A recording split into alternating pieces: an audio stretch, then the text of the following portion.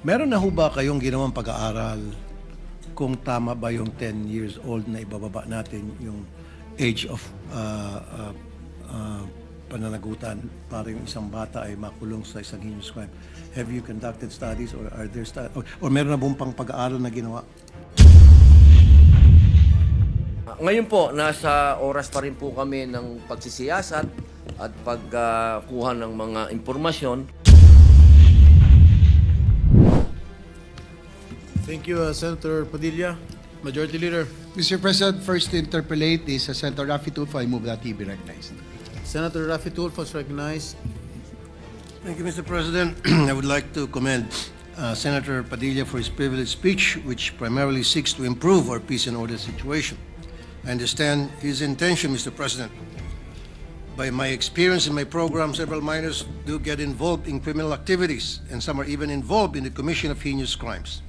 The parents and family members of their victims are often left frustrated due to inability to get justice. If we are going to talk about facts, that is a fact. Meron lang po ako yung kwento many years ago. May pumunta sa akin na isang parent from Leyte, if my memory serves me right. Ang kanyang reklamo, yung kanyang 9 years old na anak na babae, ni-rape ng 13 years old na lalaki. After na ma-rape itong 13 years old na lalaki, yung 9 years old na anak niya, kinasuhan, ay dinala sa korte. At anong ginawa ng korte? Dahil mayroong Juvenile Justice Act tayo, walang nagawa yung fiscal kundi pakawalan. And then, 2 weeks after, nang rape ulit. Again, pinakawalan. Tinawagan kong piskal. Pasensya na. Yun po yung batas. Kailangan pakawalan. Pangatlong beses, nang rape na naman. Na-high blood po ako dun. Nabalitaan ko. At hindi lang po yung unang insidente na nakarating sa akin na kung saan yung mga minor de edad naging recidivist pa ulit-ulit na lang gumagawa ng heinous crime. And meron din akong karanasan sa aking programa din na yung pulis pupuntahan yung bahay ng isang magulang dahil yung kanyang anak ay merong ginawang kasalanan. Ang sabi ng nanay agad, sandali lang, alam ko na yan. Pupunta siya sa kanyang cabinet, kukunin yung birth certificate ng kanyang anak dahil menor de edad. So sasangkalan yung edad para makalusot yung mga bata at makagawa ng krimen. Ang daming beses na po ng mga insidente na yung mga menor de edad ang lalakas ng loob gumawa ng krimen dahil alam nila wala silang pananagutan at sasalbahin ng batas. And there were also cases na nilagay sila sa juvenile detention center ng DSWD. Pero nakakatakas. Napapakawalan. Now, meron lang konting katanungan dito kay Senator Robin Padilla, if you will yield to some questions. Isa pong Sir. pagpapasalamat ang suporta po ninyo at tanong. Okay. Meron na ho ba kayong ginawang pag-aaral kung tama ba yung 10 years old na ibababa natin yung age of pananagutan para yung isang bata ay makulong sa isang heinous crime? Have you conducted studies or are there or meron na buong pang pag-aaral na ginawa Opo. dito? Opo. Ngayon po, nasa oras pa rin po kami ng pagsisiyasat at pagkuha ng mga impormasyon. Ang amin pong binabasihan din po ay yung mga bansa din po na katulad natin na miyembro din po ng United Nations. Alam naman po, may mga batas din po dyan patungkol sa kabataan. Na yung kanila pong mga bansa din, meron din po silang mga batas na ganyan. Katulad po sa Australia, sa UK, at ang iba pong mga bansa din sa ASEAN. Sa ibang bansa nga po sa ASEAN, may 7 years old pa. Opo, doon po sa UK, tsaka sa Australia, 10 years old po ang kanila pong ano. So, makikita po natin na doon po sa mga progresibong bansa din at sa mga kapitbahay po natin, meron na pong mga ganitong batas. Opo. Ang katunayan nga po sa amin pong panukala, hindi rin po namin isinasawalang bahala yung dati pong batas, yung Juvenile Act na yan, sapagkat nakita po namin mapakaganda din po talaga ng batas na ito. Kailangan lamang pong sumabay sa panahon. Opo. Okay. Yung binanggit niyo po, may mga batas na yung age of criminal liability ay napakababa. Halimbawa, yung Belize, 7 years old. Botswana, 8 years old. Brunei, 7 years old. India, 7. Kuwait, 7. Yemen, 7. Zimbabwe, 7. China, 12. Hong Kong, 10. Singapore, 10. Sa US, depende sa states. It varies from 11 to 14 years old. Australia, tama ka, 10 years old. Germany, 14. Sa atin, ilan? Opo, Mr. sa atin President? po, ang pinapanukala po natin ay 10. Pero Pero sa present, ilan ba yung present ngayon, Mr. 15 po eh. 15. 15 So, po, pinapanukala medyo nyo 10. 15 pababa, wala po silang obligasyon. So, ibig sabihin, inahalin tulad nyo po ito sa current age of criminal liability sa Hong Kong na 10, and in Singapore na 10, and Australia 10. So, meron kayong pinagbabasihan. Opo, pinagbabasihan po natin, pero yung atin pong... Medyo mas mataas pa kayo kaysa sa Belize. Buti 10. Sa Belize, 7. Opo, Sa Brunei, 7. India, 7. Kuwait, 7. opo. Katunayan po, tinitingnan din po natin yung naratibo lagi noong unang batas. Kasi gusto din po natin. Ako sa totoo lang po, Senator Raffy Idol, talagang nakita ko din po talaga naman na may katwiran yung dating batas, yung batas na umiiral ngayon. Hindi lang po siya tumutugma sa panahon. Kaya sa akin pong palagay, sa amin pong pagsasiyasat, yung 10 po, baka ito yung napapanahon. Ito po yung sa ngayon. Kasi lahat po ng nakikita nating krimen ngayon na nagagawa ng mga bata, nandiyan po yung range. Isipin nyo po, meron pa po tayong binasa kanina na gang rape na pababa po sila sa 10 years old. Ito po yung nakakatakot po. Kung ito po ay hindi natin haharapin ngayon, ang sabi nga po ng ibang mga eksperto, baka isipin talaga ng mga bata na okay lang to. Kasi hindi naman tayo makukulong. So, in other words, Mr. President, yung gusto mo na ibaba from 15 to 10 na age of criminal liability ay yung para sa mga heinous crime lang. Opo. So, kung yung sa mga theft, yung nambugbog, nagnakaw, may ginawang kung ano pang kalokohan, basta't hindi heinous, Balik po tayo balik sa original 15. law. So, heinous crime lang Opo, talaga. balik po doon sa original law na ginawa po nila. Thank you, Mr. President. That's all. Maraming salamat po. Thank you, Senator Tulfo, Majority Leader. Yes, Mr. President, next to interpolate is Senator Ronald Bato de la Rosa. I move that he recognized. Senator Bato de la Rosa is recognized to interpolate. Thank you, Mr. President.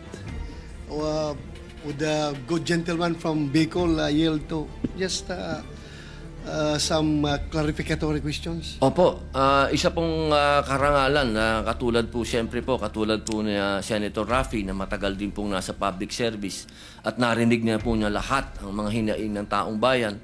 Kayo naman po ay dating PNP, talaga pong magmula sa mga lugar na malalayo hanggang sa makarating po dito sa Maynila, ay alam niyo na po ang mga nangyayaring krimen.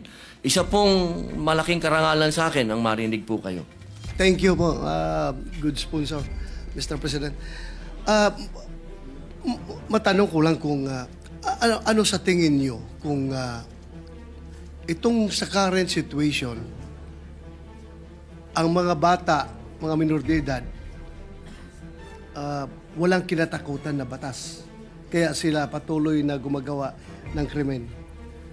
Kung tayo'y gagawa ng batas na babaguhin natin yung current na batas, i-amendar natin yung current na batas at pababawaan natin yung age of criminal liability, do you think magkakaroon ito ng epekto sa utak ng mga kabataan pagdating sa pag-commit ng krimen? Sila ba'y matatakot na, wala na pala tayong exemption, pwede na pala tayong makulong, kaya hindi na tayo gagawa ng krimen? Ganun kaya ba ang magiging epekto ito sa pag-iisip natin mga kabataan? Malakas po ang aking paniniwala. Unang-una po ang pag nangyari po yan na maamendahan natin at na-aproban po yan at naging batas. Naniniwala po ako na unang makikinabang dyan ay yung magulang.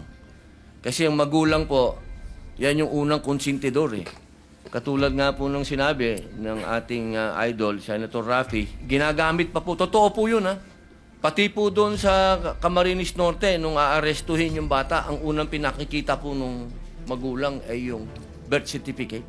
Totoo po yun. Ginagawang tsapa yung birth certificate. So siguro po, mas malinaw ko pong sasabihin sa inyo na kapag ito po ay naging makatotohanan at nangyari yung amenda, ito po ay hindi lang yung bata. Una na, yung magulang, magkakaroon na po siya ng lesson, magkakaroon na po siyang maging mangunsinte. Pangalawa, yung alam niyo po, hindi ko na po ipagkakaila sa inyo. Nung minsan nagkaroon na rin tayo dito ng pagdinig, sinabi ko naman na alam natin ng underworld. At alam nyo rin po yan, General. Ang unang mga inaalagaan talaga ng mga sindikato, bata. Huwag na po natin yan i-deny. Kasi yan po ay makatotohanan. Kahit po sa bilangguan, ang unang-unang inaantay na dumating dyan, yung inosente at ignorante, yung walang aral, bata, kasi yan ho'y madaling doktrinahan. Isipin nyo, sa kalsada, sa ngayon, kung itong ganong klaseng paniniwala ang ihaharap mo sa mga bata, sige, gawin mo yan, hindi ka makukulong. Yung lakas ng loob ng kabataan natin, dadagdagan mo pa ng tsapa. Tsapa yun eh. Hindi ka makukulong. Kaya ang kailangan lamang po natin, may batas na kakatakutan. Hindi lamang po yung bata, unang-una yung magulang, pangalawa yung sindikato. Kasi dapat po nating tingnan lagi yung malaking sakop po nito. At diyan po sa kalsada, tandaan natin, ang vulnerable dyan, bata. At lalo na po, pagdating po dyan, sa usapin ng manonood ka dyan, ng kung ano-ano na napapanood natin sa social media, bata pa rin.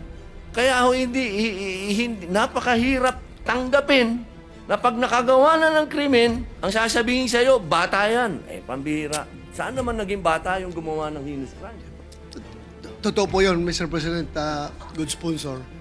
I just would like to share with you my personal experience pagdating sa modus operandi ng mga criminal syndicates using bata. Ito po yun. Isa, nung meron kaming, nahuli na puser ng droga, ininterrogate namin kung saan galing yung kanyang supply. Sabi niya, galing daw sa Cotabato. So, paano nakarating sa Davao yung supply na yan? Ganito, sir, ganito. Kuninto sa akin. Yung pala, kahit anong gawin namin checkpoint doon sa border ng Cotabato at ng Davao City, walang mangyayari. Dahil, alam mong ginagawa, meron silang bata na ginagamit. Ang bata, pinapasundo doon sa labas ng boundary, binigay yung cake, ha? Cake. Sa loob ng cake, nandun ang shabu, tinago. So, pag bata dadaan sa checkpoint, ano yan? Sir, cake ito, sir. Padala ng deliver doon sa my birthday. So, yun ang ginawa na bata ang ginagamit na courier ng drugs. Now, isa pa, yung akyat bahay gang. Yung akyat bahay gang, hindi ito basta-basta makaakyat sa mga bintana, mga masisikip na lugar. So, ang ginagamit nila bata. Meron silang bata na kinakarga para papasukin sa maliit na mga butas. Pag may kapasok sa loob, ma-unlock na yung door ng pintuan, yung lock ng pintuan, yun na. Kuha na nila yung mga nanakawin sa loob. Ito pa ngayon ang pinakamatindi. Talagang ginagamit na ang kabataan. Ang problema natin nung na-enact yung batas na yan, I think it's about 2006. Opo. Dahan-dahan, nalalaman ng kabataan yung kanilang criminal exemption ay sila ginagamit ng sindikato. Ginagamit ng sindikato. But later on, around 5 to 10 years from the enactment of that law, with all due respect sa involved sa paggawa nitong batas na ito, because I know that was enacted before because of the demands of the time. But ito ngayon, nagbago nga, sabi mo nga, nagbago ang panahon. So I think it's about time na i-re-examine na naman natin, i-revisit natin itong batas na ito. Dahil nga, noon, ang mga bata ang ginagamit ng mga sindikato. Pero ngayon, ang mga bata na mismo ang sindikato. Hindi na sila nagpapagamit. Sila na mismo ang organizer sa criminal syndicate. Mga bata. Pag mahuli mo yan, pag imbestigahan mo, wala na sila ituturo na ginagamit lang po kami nitong mga matatanda na mga sindikato, inutusan kami. Sila na mismo. At pag hinuli mo, tama ka sinabi mo, pag huli mo, pag hawak mo sa bata, bubunot ka sa bulsa yan. Sir, birth certificate ko, less than 18 pa ako, less than 18 ako, sir, kaya hindi mo ko pwede arestuin. Yun. Yan ang ginagawa talaga ng mga bata ngayon. Kaya, I hope that it's about time that we revisit this law para naman hindi po mga nasama na nabanggit yung mga list of crimes na nangyayari. Yung recently lang nangyari doon sa Tagum, Davao del Norte, isang estudyante, babae, scholar, pinasok sa bahay ng 2 minor de edad. Mabuti kung ninakawan lang. Pinatay pa. Pinatay yung bata. Bago lang doon sa amin sa Davao del Norte. So, I think, I hope na ma-action na natin ito ngayon. Dahil kahit anong gawin mo, kahit anong sabihin, kahit anong dipinsa natin sabihin na maganda yung batas na yan, ginawa yan para sa kapakanan ng mga kabataan. Pero, I think nakikita ko it's already indefensible na sabihin natin na hindi natin na dapat baguhin ang batas na yan. Pag sinabi natin na hindi yan baguhin dahil mali ang pagtingin natin sa sitwasyon. Ako, I've been a policeman for how many years and hanggang nag-retire ako, yan ang palaging reklamo, hindi lang ng pulis, hindi lang ng mga biktima, kundi pati parents mismo. Sabi ng mga parents, katigas ng ulo ng itong anak ko, sir, wala na akong magawa. Hulihin nyo, sir, bitayin nyo yan. May mga parents magsabi sa akin, bitayin nyo yan, sir, katigas ng ulong bata niyan dahil nga ayaw magpa-disiplina dahil alam nila na mayroong batas silang sinasandalan. Kaya siguro, it's about time lang, Mr. President, good gentleman. Maraming salamat po sa pakikinig mo sa aking sinishare. Thank you po. Thank you, Senator Bato de la Rosa. Okay, Senator Tulfo. Quick lang, Mr. President, kasi hindi doon sa katanungan ni Sen Bato kay Senator Padilla na kung itong batas ba na ito na gusto maamendahan ni Senator Robin Padilla na ibababa sa 10 years old yung criminal liability, kung ito ba'y magiging deterrent, will it stop the minors from committing crimes? Para sa akin ang sagot doon is yes and no. No, magkakaroon pa rin ng mga kriminal ng mga bata. Magkakaroon. And yes, yung mga bata na nakagawa na ng krimen, hindi na siya pwedeng umulit dahil nakakulong na siya. Sa present setup, yung mga minor de edad na mga loko-loko, they keep on committing crime time and time again sapagkat hindi sila pwede makulong. Paulit-ulit sila nakagawa ng krimen. Ngayon, kung dito sa batas na pinopropose ni Senator Robin Padilla, one strike ka lang. Gumawa ka ng krimen na heinous, kulong ka na, hindi ka na makaulit. Thank you, Mr. President. Maraming salamat po. Thank you, Senator Rafi.